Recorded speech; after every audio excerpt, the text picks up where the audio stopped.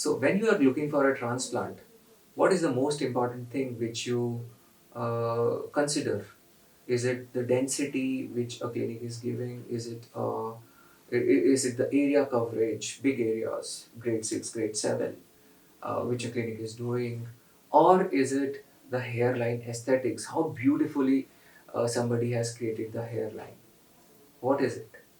So if you see this image, what do you think? Uh, how does this transplant look like? Huh? How does it look like? Isn't it beautiful? How does the hairline look like? Isn't it beautiful? Look at the softer, beautiful hair at the hairline zone. Huh? But if I tell you this is not a transplant, this is the rule of finasteride, this is the work of finasteride. This patient was given finasteride per day, uh, 1 mg or 1.25 mg, and this is the result of that. And no transplant, no PRP was done in this patient.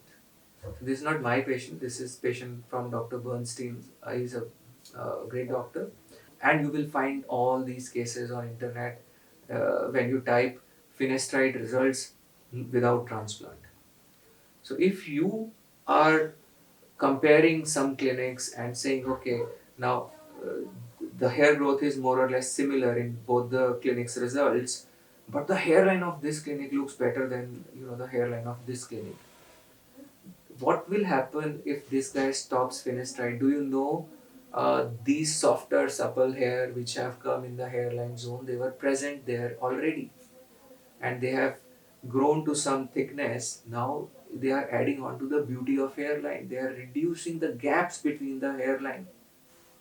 Now, but you are thinking that this is pure work of doctor. You are thinking that this doctor has done a wonderful work, but it is nothing in compared to a work which has not been supported by finasteride.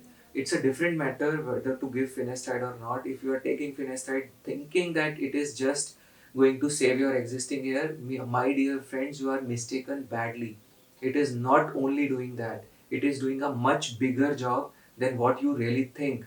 And the credit which you are giving to a transplant surgery might not be the actual thing. This credit should go to finasteride. Sometimes it is finasteride which is doing 80% of the work and 20% is just transplant. Sometimes it is 50-50%. Now, what will happen if this guy stops finasteride? He will have gaps. You can see in this picture. It is very important. Until and unless you realize this, you are ready to pay a big money to somebody just because you feel that the hairline aesthetics are good. It is good. The doctor deserves it.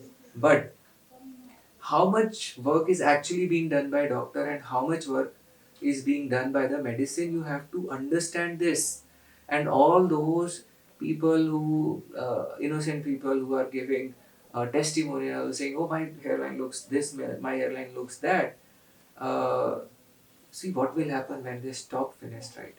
That is also important and needs to be seen. And not only it is growing smaller hair there, it is also filling the gaps, and it is also increasing the thickness of transplanted hair. Now, what will happen if a person stops finasteride? We'll watch in some other video. Take care. Thank you.